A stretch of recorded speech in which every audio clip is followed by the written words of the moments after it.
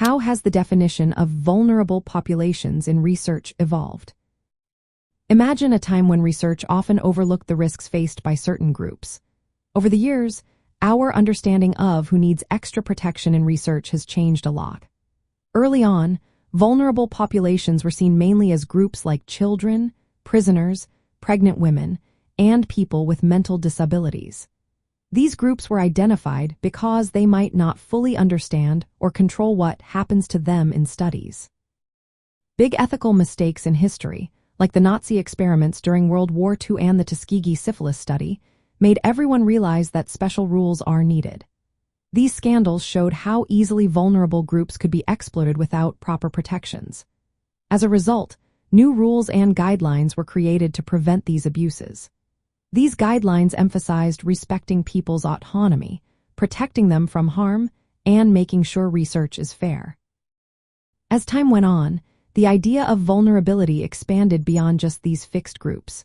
Researchers and ethicists started to see that social and economic factors also make people more vulnerable. For example, poverty, low education, language barriers, or being part of a minority group can make it harder for someone to understand research risks or say no. These factors can also make people more susceptible to pressure or coercion.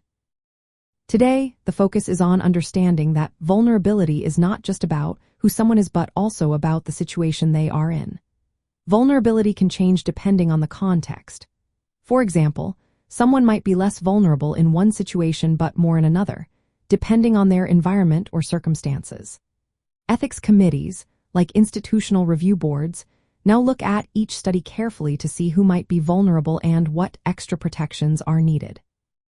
This could include clearer explanations, community involvement, or special consent procedures.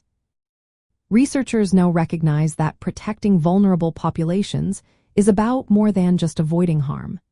It's about respecting their rights, ensuring they understand what they are agreeing to, and making sure they are not unfairly burdened or excluded.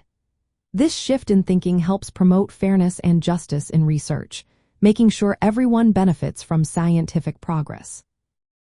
In short, the idea of who is vulnerable in research has grown from a simple list of groups to a more detailed understanding that considers social, economic, and situational factors.